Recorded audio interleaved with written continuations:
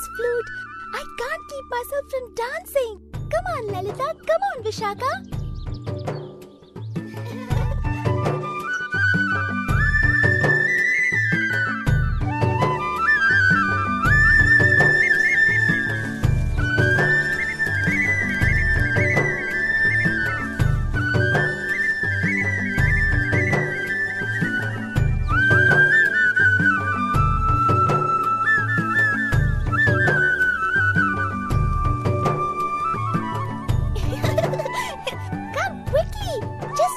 What Krishna is up to. Radha, let's go and tell Mother Yashoda what Krishna is doing. Let's go. Let's go.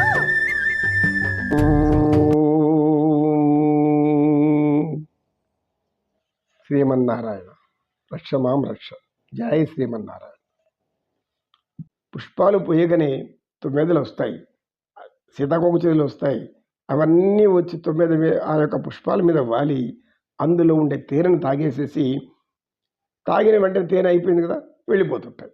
ఆ తర్వాత ఆ పుష్పాల ముఖం చూడవు. అలా చేశాడా, అలా చేశాడు అనుకుంటే మాకు ఎక్కడైనా బాధ వస్తుంది. అదేవిధంగా ఇక దాహం తీరడానికి ఒక వ్యక్తి ఇంటికి వచ్చి తల్లి దాహంగా ఉందని అడుగుతాడు. దాహం ఇచ్చామంటే నీళ్లు తాగేసేసి, తాగిన తర్వాత ఆ ఇచ్చిన చెంబును కూడా మర్చిపోతాడు, ఇచ్చిన ఇంట్లో స్త్రీని కూడా మర్చిపోతాడు, ఎవరు ఇచ్చారో అయిపోయింది కదా అని వెళ్ళిపోతాడు.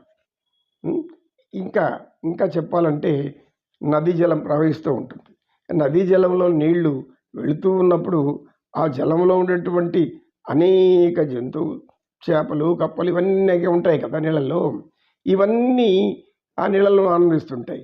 నీరు ఎండిపోయిందనుకోండి ఆ నది, అవన్నీ అక్కడి నుంచి వదిలి పారిపోతాయి. అంటే అంతవరకు అక్కడ ఆనందాన్ని అనుభవించి అవి పారిపోయాయి. అదేవిధంగా అనేక మంది స్త్రీలను మాయమాటలు చెప్పి మోసం చేసి వాళ్ళను శారీరక సుఖాలు అనుభవించిన తర్వాత వాళ్ళని గాలికి వదిలిపెట్టి వెళ్ళిపోతూ ఉంటారు. ఇటువంటి మగవాళ్ళు కూడా అనేక మంది ఉన్నారు. స్త్రీ సుఖం కోరి అది ఆనందం, క్షణిక ఆనందం అని తెలియకుండా వాళ్ళు కూడా మాయలో పడిపోయాక వాళ్ళని కూడా వదిలేసి వెళ్ళిపోతూ ఉంటారు. కొందరు మిత్రులు, ఆప్తమిత్రులు ఉంటారు. అత్యవసరాలు ఆదుకునే వాళ్ళు ఆప్తమిత్రులు. వెంటనే నేరుగా ఆయన దగ్గరికి వెళ్తారు. మిత్రమా, నాకు ఇలాంటి కష్టం వచ్చింది, సహాయం చెయ్యి అంటారు. అతను జాలిపడి దయపడి అతని దగ్గర ఉన్నది ఇచ్చి సంతృప్తి చెంది నీ యొక్క సమస్యను పరిష్కరించుకో అంటాడు.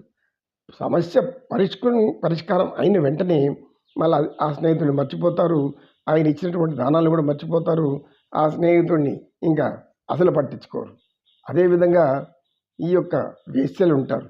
ఈ వేశ్యల దగ్గరికి వెళ్ళిన విటులు ఏం చేస్తారు, వాళ్ళు అనుభవించాక వాళ్ళ కర్మాన్ని ఇచ్చేస్తారు. అదేవిధంగా ఇంకా గురువులు ఉంటారు, సద్గురువులు, అనేక మంది గురువులు ఉంటారు. గురువుల దగ్గర విద్య నేర్చుకుంటారు.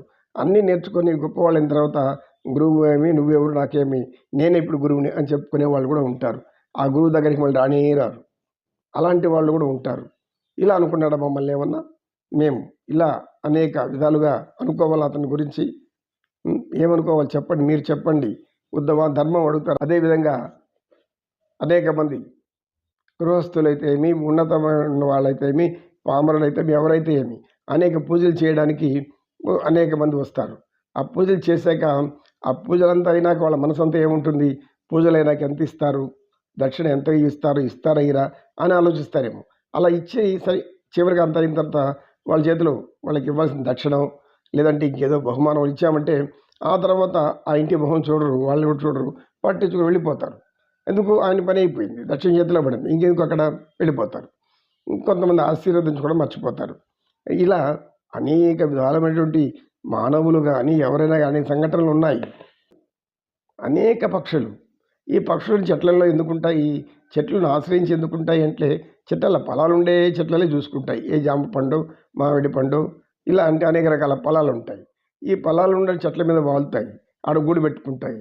పెట్టుకున్న తర్వాత ఆ చెట్టుని ఎంతో ప్రేమిస్తున్నట్టు నటిస్తుంటాయి.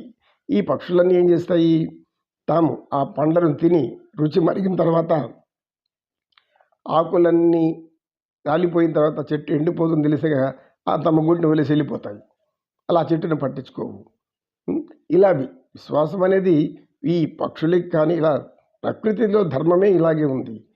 ఇక మా బోటి వలన ఆయన ఏం పట్టించుకుంటూ ఉంటాయి. వారికి అక్కడ ఆహారం దొరికినంత వరకే అక్కడ ఉంటాయి.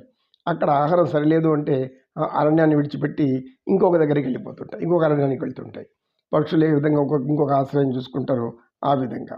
అదేవిధంగా ఒక గృహ యజమాని తన గృహంలో ఒక వ్యక్తికి పిలిపించి అన్నం పెట్టి అన్నీ ఆదరించిన తర్వాత ఆకలి తీరినాక ఆ వ్యక్తి లేచి చల్లగా చక్కగా వెళ్ళిపోతాడు. ఆ గృహ యజమానిని మళ్ళా పట్టించుకోడు, అతనికి కనీసం కృతజ్ఞత కూడా చెప్పడు. ఇలా ఎన్ని సంఘటనలు చెప్తారంటే గోపికాంతలు, అన్ని సంఘటనలు చెప్తున్నారు ఎవరికి?